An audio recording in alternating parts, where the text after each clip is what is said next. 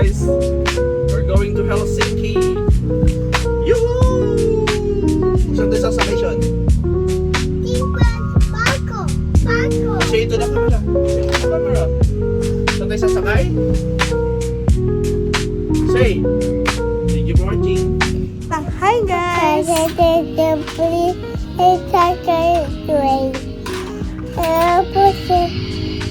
Puto sa ari is rice is Ay, ang sarap naman ng carnation na yan, oh. At yun na nga, nakaboard na kami sa train from Jyväskylä to Helsinki. At yan, mukhang enjoy naman si Sean, hindi siya naiinip kasi may view, ayan, may pagsayaw pa nga. Tsaka dito, nakaka-relax kami kasi komportable yung mga upuan. So, kahit anong ligalig ni Sean dyan, relax pa din. Kaya kahit sobrang lamig dito, thankful pa rin kaming family kasi tinuturuan kami ng Finland na mag-slow down, huminga, at enjoy ang simpleng moments tulad nito. Alam nyo guys, habang nakaupo kami dito sa train, bigla akong napaisip. 6 months na pala kami dito ni Sean sa Finland. Grabe, ang bilis no? Kalahating taon na agad yun. Ang pinaka-importante, sama-sama na kaming pamilya. At medyo nakaka-adjust na rin si Sean. Tingnan mo nga naman, may nakita pang 2 euros yung bata na iyan. Komportable na rin si Sean sa mga biyahe dito. Ang biyahe dito, tumatagal ng 3 hours hanggang 3.5 hours from Jyväskylä to Helsinki. Meron ding free wifi dito, hindi lang basta wifi, mabilis talaga. Tapos meron ding saksakan, oh. Hindi ka na mag-alala kung malobat yung cellphone mo. Yan, mahilig din makipaglaro si Sean, kaya hindi ka talaga mababagot. Oh. Kami lang muna pati yung naglalaro kasi si daddy, ayan, galing pang trabaho yan. Kawawa naman talaga. Kaya nakaka-relax talagang biyahe dito. Pwede ka talaga makatulog. Samahan mo pa ng nakaka-relax na view, ayan. Talagang di mo mamamalayan 3 oras na nakalipas. At ayan, pag may mga building na, ibig sabihin, malapit tayo sa Helsinki. Ayan nga pala ang Nokia Arena. Hindi yan yung mismong building ng Nokia, yung sa cellphone. Makikita yung pinaka-building ng Nokia sa katabing lungsod lang ng Helsinki, sa Espoo. Ang building na yun ay pinangalan ng Nokia Arena kasi sponsorship deal siya sa pagitan ng Arena Management at ng Nokia. So, dyan ginaganap ang ice hockey. Ang ice hockey, yan yung pambansang sport ng Finland. So, ayan, nasa Tampere na tayo pag nakita na natin yung Nokia Arena. Kung ang Finland, happiest country in the world, ang Tampere naman ang isa sa happiest city sa Finland. Kada dumadaan kami dito, para talaga nasa pelikula. Ang linis, tapos modern, tapos ang daming buildings na ang gaganda ng architecture. So, eto na. Andito na tayo sa pinaka-favorite part ni Sean sa biyahe na to. Ang mahiwagang playground. Ayun. Ang galing talaga ng VR trains kasi ang dami na lang naiisip para maging komportable yung mga pamilya dito. Kasi tulad yan, may pa-playground sila. Saktong-sakto talaga para sa mga bumabiyaheng may kasamang bata. Tingnan mo naman si Sean, oh. Oh, yan. Busy siya mag-explore sa mga laruan. Tuwang-tuwa talaga siya, oh. Parang nakalimutan niyang nasa biyahe kami. Ang cute pa kasi habang tumatakbo ang tren, kitang-kita mo sa labas ang magagandang tanawin. Naswertehan pa nga ni Sean na masolo niya yung playground eh. Kasi nung time na yan, siya pa lang yung bata na naglalaro dyan. Tsaka matutuwa ka rin talaga kung paano pinapalaki ang mga bata dito sa Finland. Dito sa Finland, parang ang pinaka-core talaga ng pagpapalaki ng bata ay freedom, safety, at trust.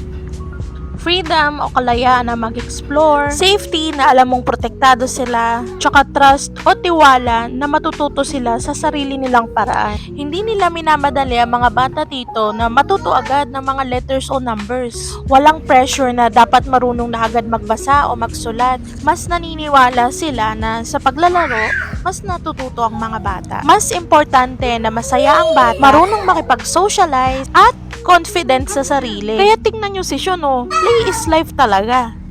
Napansin din namin dito na sobrang family-friendly ng public places. Kahit saan ka pumunta. Mapa, ukay-ukay, church, museum. Basta karamihan talaga ng establishments, meron kang makikitang playground. Dito kasi sa Finland, ang bata ay part talaga ng society. Hindi sila tinuturing na abala o istorbo. Kaya dito, ramdam mo talaga na welcome ang mga bata kahit saan. Hindi ka talaga makakaramdam ng judgment kapag yung anak mo sobrang likot, galaw-gaw, takbo dito, takbo doon. Kasi para sa kanila, normal yun. Part yun ng childhood nila. What's the color? Anong color to? Green. Okay, this one. Green. Okay, ito, ano to? Blue. How about this? Yellow. Kaya imbis na pigilan ng mga bata sa paglilikot, inadjust na ng Finland ang system nila na lagyan na nga ng playground, ang mga public places. Ganon ka-importante sa Finland ang makahulugan at masayang childhood ng mga bata. Tinuturuan din ng mga bata dito na maging independent. Ibig sabihin, hindi sila laging gagabayan sa bawat galaw. Ipinapakita nito na ang paniniwala ng mga Finnish na ang bata ay likas na mausisa at may kakayahang matuto. Ang papel ng matatanda ay hindi upang kontrolin ang bawat galaw, kundi upang tiyaking ligtas ang kapaligiran at handang tumulong kapag kinakailangan lang. So doon na matututo ang bata maging responsable at mag-gain ng self-confidence. At yun guys, eto nga pala ang Hämeenlinna Castle. Ito ay isa sa pinakamatanda at pinakamahalagang historical sites ng buong Finland. Ito ngayon ay isang active museum kung saan pwede kang mag-tour sa loob. Ang ganda no? View muna lang tayo sa ngayon. At ayan, nagpasundo na kami kay daddy kasi ayaw umalis ni Sean sa playground. At ayan, unti-unti na naming binihisan si Sean ng jacket kasi malapit na kami sa Helsinki. Buti na lang, hindi masyadong mabilis mabagot si Sean kasi yan o, nag-i-enjoy siya. Tapos tuwang-tuwa siya sa labas kasi nakikita niyo yung paligid, yung nature. So habang papalapit tayo sa Helsinki, nag-iiba na ang makikita natin sa labas. Sa loob ng ilang minuto, bababa na tayo ng Helsinki Central Station. At dahil ang train ride na ito ay napaka-smooth at komportable, panigurado, fresh na fresh tayo sasabak sa mga new adventures.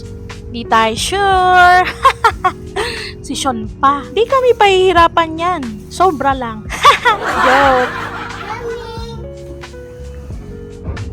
Thank you Lord talaga, wala pang masyadong ligalig si Sean. Sa dami ng magandang tanawin sa labas, hindi talaga siya nabagot.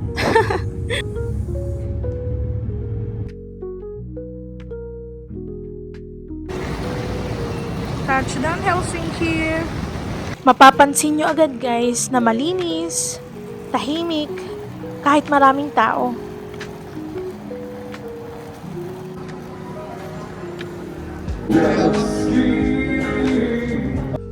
At eto na guys, nandito na kami sa Momento Restaurant kung saan hinihintay kami ni Tita Joy.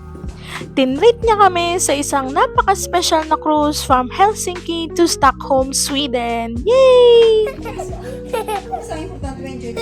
Tuwang-tuwa ang Sean sa binigay na regalo ni Tita Joy sa kanya. Oh, hindi na tinanta na no, ang cute. The other one.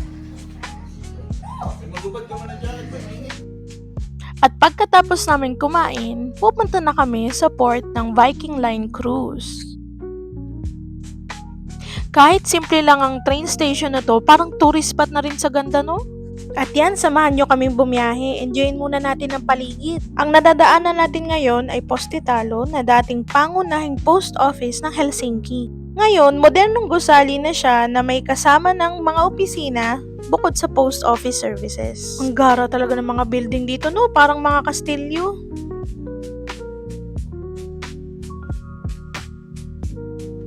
Ayan, bandang city center na tayo. Mapapansin agad natin ang Stockman. Ito ang pinakasikat at pinakamalaking department store sa buong Finland. Halos kompleto ang makikita mo dito mula sa damit, pagkain, hanggang sa mga finished products. Perfect talaga sa mga gustong mag-shopping at mag-window shopping. Ito naman ang tinatawag na tram. Para siyang malaking bus, pero umaandar siya sarili sa kalsada. Amazing, no? Kaya yan ang pinaka-public transport nila dito pag nagko-commute. May rentahan din ng bike at saka scooter. Yan, no? So, ang dami talagang options para masulit mong gala mo dito. At ayan, malapit na kami sa Helsinki Harbor. Bababa muna kami doon bago kami pumunta ng pier. Walking distance lang naman siya, so magtitingin-tingin muna kami dito. Ang Helsinki Harbor kasi ang isa sa mga pangunahing port ng lungsod at mahalagang bahagi ng Helsinki. Kaya pag dumayo ka dito, isa talaga to sa mga tourist spot na pupuntahan mo. Kita nga pala dito ang Ouspensky Cathedral, isa sa pinaka-iconic na simbahan sa Helsinki at sa buong Finland. At yan, may nakita rin kaming maliliit na tindahan at stalls na nagbibenta ng mga souvenirs. Na-enjoy talaga namin, no? Kasi ang cute talaga ng mga designs. Saya sa paningin. Ay, naalala ko tuloy ang night market sa Pinas, oh. Tsaka mga tiyangge.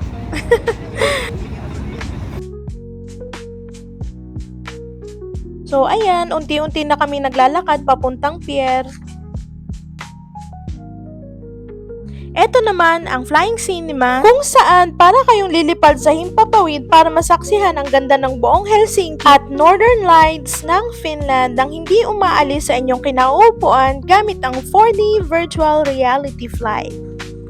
Pag iadya ng panahon, itatry namin yan. Ito naman ang Alas Sea Pool kung saan pwedeng lumangoy sa kanilang mga heated pool o mag-relax sa traditional Finnish sauna habang pinapanood ang mga barkong naglalayag sa dagat. Katabi naman nito ang Skywheel Helsinki. Pinakasikat na simbolo rin ito ng Helsinki. Ito lang naman ang may kauna-unahang sky sauna sa buong mundo. Yan, yung brown na yan. Sauna yan. Ang lupit, no? Nagsasauna ka habang kita mo ang buong Helsinki. So ayun, tuloy-tuloy lang tayo sa paglalakad. Nadaanan nga din namin itong Old Customs House o ang dating opisina ng customs dito sa Helsinki. Ngayon, ginagamit na ito sa mga art exhibit at mga events gaya ng Helsinki Design Week. Ang ganda naman kasi, oh, parang kastilyo.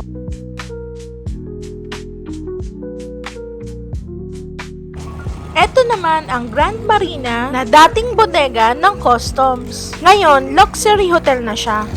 At yan na guys, nakita na namin ang cruise na sasakyan namin. Tunay namang nakaka-excite talaga kasi first time namin to. Yay! Kaya abangan ang susunod naming vlog about sa pagsakay namin sa cruise papuntang Sweden. Thank you sa panonood. Kita-kits tayo sa Sweden. Bye!